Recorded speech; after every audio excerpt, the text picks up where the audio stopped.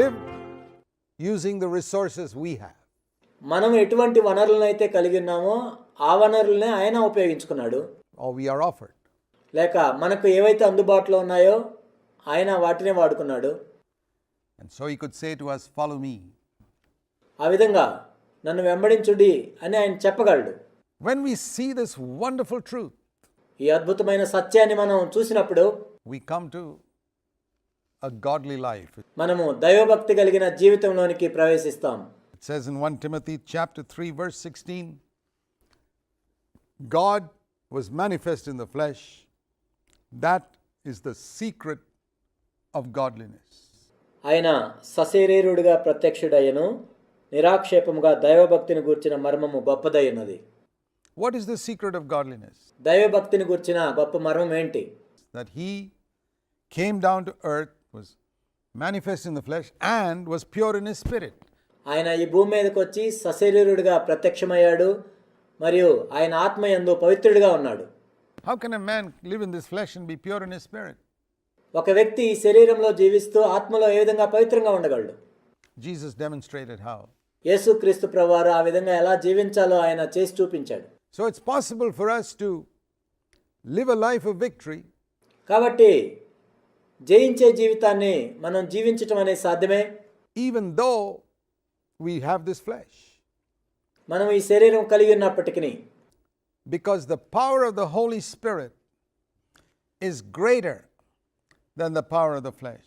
ఎందుకంటే ఈ మాంసయుక్తమైన దేహం యొక్క శక్తి కంటే పరిశుద్ధాత్మ యొక్క శక్తి అనేది ఎంతో గొప్పది. You know, in the Old Testament, there was a time when the children of Israel reached the borders of the land of Canaan. పాత నిబంధనలో మనం చూసినట్లయితే ఇశ్రాయేలు కానా యొక్క సరిహద్దుల్లోకి ప్రవేశించిన తర్వాత, and the Lord said, go into the land and occupy the land, but they looked at the giants and they said, no, we can't overcome this.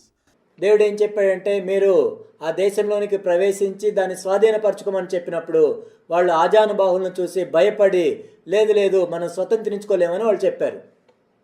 These people are so mighty and so powerful. వీళ్ళు ఎంతో శక్తివంతులుగా ఉన్నారు, ఎంతో గొప్పగా ఉన్నారు. And the Lord said, you can. దేవుడు ఏం చెప్తున్నాడంటే, మీరు జయించగలరు. Go in. మీరు లోపలికి ప్రవేశించండి. And 600,000 people said, no, that's not possible. 6 లక్షల మంది ఏం చెప్పారంటే, ఇది అసాధ్యం అని చెప్పారు. But 2 people, Joshua and Caleb, said, we can do it. కేవలం 2 మాత్రమే, యెహోషువ కాలేబులు, మనము జయించగలం అని చెప్పారు. And they are the only ones who went in. వాళ్ళిద్దరే లోపలికి ప్రవేశించగలిగారు. Was it because their muscles were stronger? ఎందుకు వాళ్ళ కండలు ఏమైనా బలంగా ఉన్నాయా? No. They trusted in God.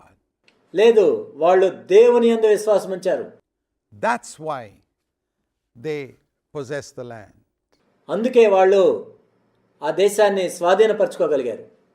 Because they trusted in God. ఎందుకంటే వాళ్ళు దేవుని యందు విశ్వాసం ఉంచారు. You know, you can look at some sin in your life and the devil says, you can never overcome that. మీ జీవితంలో ఉన్న పాపాన్ని చూపించి అపవాది ఏం చెప్తాడంటే, ఈ పాపాన్ని నువ్వు ఎన్నటికీ జయించలేవు. It's like a giant in your life. నీ జీవితంలో ఒక ఆజానుబాహునిగా అది ఉంది. Now it's a question of whether you follow the Israelites and say, oh, that's right, we can't overcome these giants, they'll always rule us. ఇప్పుడు ప్రశ్న ఏంటంటే, నువ్వు ఇశ్రాయేలు ప్రజలను వెంబడిస్తావా? లేదు మనం జయించలేము, ఎప్పటికీ ఇవి ఏలుబాటు చేస్తూ ఉంటాయి. Or whether you follow Joshua and Caleb's example and say, we can overcome that. లేక యెహోషువ కాలేబు వలె వారిని వెంబడించి మనము వీటిని జయించగలమని అనుకుంటావా? That's the message of the Bible. Bible యొక్క సందేశం అదే. You can be an overcomer. నీవు జయించువానిగా ఉండగలవు. You don't have to be defeated. నీవు ఓడిపోవాల్సిన అవసరం లేదు. Jesus was an overcomer. యేసుక్రీస్తు ప్రభువారు జయించిన వానిగా ఉన్నాడు. He lived on earth and demonstrated how we can overcome. ఈ భూమి మీద ఆయన జీవించి ఏ విధంగా జయించాలో చూపించాడు. But if you don't follow his example in the way he sought to live an overcoming life, you'll never get there. కానీ జయించటానికి ఆయన ఏ విధంగా చేశాడో నువ్వు ఆ విధంగా చేయనట్లయితే నువ్వు జయించలేవు. Notice, for example, in Hebrews chapter 5, what it says about Jesus in the days when he was on this earth in the flesh. హెబ్రీయులకు రాసిన పత్రిక 5వ అధ్యాయంలో మనం చూస్తాము, ఆయన శరీరధారి అయి భూమి మీద ఉన్నప్పుడు. It says he prayed with loud crying and tears. Hebrews chapter 5 and verse 7. శరీరధారి అయిన దినముల్లో మహారోదనతోనూ కన్నీళ్లతోనూ ఆయన ప్రార్థన చేసెను. Hebrew 5:7. This is not referring to the one day when he was in Gethsemane. ఆయన గెత్సెమనే తోటలో ఉన్నప్పుడు ఏదో ఒక్కరోజు చేసిన ప్రార్థన కాదు అది. No. In the days of his flesh means in the days when he lived on this earth, 33 and a half years. ఆయన శరీరధారి అయిన దినముల్లో అంటే ఆయన ఈ భూమి మీద జీవించిన దినములన్నీ 33.5 సంవత్సరాలు అని అర్థం. What did he do? ఆయన ఏం చేశాడు? He prayed with loud crying and tears. ఆయన మహారోదనతోనూ కన్నీళ్లతోనూ ప్రార్థన చేశాడు. What for? To be saved from death. మరణము నుండి రక్షించబడటానికి. Now there are two types of death the Bible speaks of, the New Testament. Bible క్రొత్త నిబంధనలో 2 రకాల మరణాల గురించి తెలియజేస్తుంది. Physical death, spiritual death. భౌతిక సంబంధమైన మరణము, ఆత్మ సంబంధమైన మరణము. Which of these two deaths was Jesus praying to be saved from? Certainly not physical death. ఏ మరణం నుండి రక్షించబడాలని యేసుక్రీస్తు ప్రభువారు ప్రార్థన చేస్తున్నారు? ఖచ్చితంగా భౌతిక సంబంధమైన మరణం గురించి కాదు. Even the martyrs didn't say pray to be saved from that. హతసాక్షులు కూడా ఈ మరణం నుండి రక్షించబడాలని వాళ్ళు ఏం కోరుకోలేదు. The only death Jesus was afraid of didn't want was spiritual death. యేసుక్రీస్తు ప్రభువారు భయపడిన మరణం ఏంటంటే ఆత్మ సంబంధమైన మరణం గురించి. He prayed, Father, don't let spiritual death touch me. Let there be no smell of. ఓ తండ్రి, ఈ ఆత్మ సంబంధమైన మరణం నన్ను తాకూడదు. ఆ మరణానికి సంబంధించినటువంటి వాసన రాకూడదు. Spiritual death in me. In other words, there should be no smell of sin in my life when I am tempted.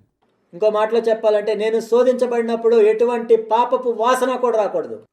I must come out of temptation without even the smell of sin or spiritual death. నేను శోధించబడినప్పుడు ఎటువంటి పాపపు వాసన రాకుండా, ఆత్మ సంబంధమైన మరణపు వాసన రాకుండా నేను బయటపడాలి. And he was heard. The Bible says he was heard. ఆయన ప్రార్థన అంగీకరించబడెను అని బైబిల్ తెలియజేస్తుంది. That proves it was not physical death, because physical death he died. అదేమి రుజువు చేస్తుందంటే భౌతిక సంబంధమైన మరణం కాదు అని, ఎందుకంటే భౌతికంగా ఆయన మరణించాడు. So we see that Jesus overcame కాబట్టి యేసుక్రీస్తు ప్రభువారు జయించినట్లుగా మనం ఇక్కడ చూస్తున్నాం. by crying out to the Father. తండ్రికి మొరపెట్టడం ద్వారా He recognized that his flesh was weak, తన శరీరం బలహీనమని ఆయన గుర్తించాడు. cried out for help from the Holy Spirit, పరిశుద్ధాత్మ యొక్క సహాయం కోసం ఆయన మొరపెట్టాడు. and he overcame. ఆ తర్వాత ఆయన జయించాడు.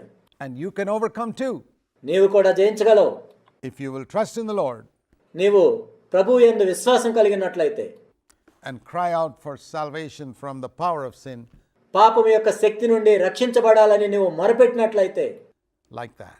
ఆ విధంగా నీవు మొరపెట్టినట్లయితే God bless you. దేవుడు మిమ్మల్ని ఆశీర్వదించును గాక.